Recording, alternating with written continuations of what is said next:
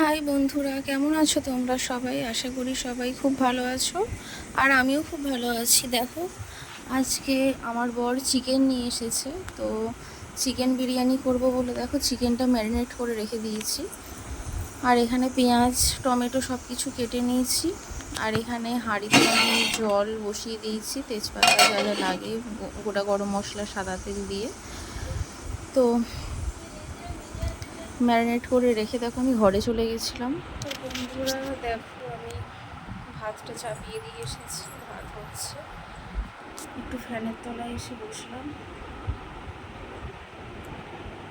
তো প্রচুর গরম পড়ছে, তো ফ্যানের তলায় এসে এখন বসেছি আমি। পরে আসছি তোমাদের সামনে। তো দেখো বন্ধুরা, এখানে আমি বিরিয়ানির আলুগুলো ভেজে নিচ্ছিলাম সিদ্ধ করে। আর এখানে মাংসটা মাখানো আছে, মাখিয়ে রেখে দিয়েছিলাম 1-1.5 ঘন্টা মতো। আর এখানে তো দেখালাম পেঁয়াজ কুচিয়ে টমেটো কুচিয়ে রাখা আছে।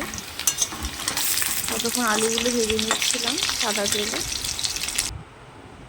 তারপরে দেখো এখানে আমি মাংসটা বসিয়ে দিয়েছিলাম, মাংসটা হচ্ছে, কষা হচ্ছে। আর এখানে ভাতটাও হয়ে গেছিলো আমার। তো এই দেখো, একটা বড় লেগ পিস, আমি ঠ্যাং খেতে ভালোবাসি বলে ঠ্যাং এনেছিল আমার বর। হজমি ঘর খেতেও ভালোবাসি বলে হজমি ঘর এনেছিল। আর এখানে পেঁয়াজের বেরেস্তা, আলু সব কিছু ভেজে রাখা আছে।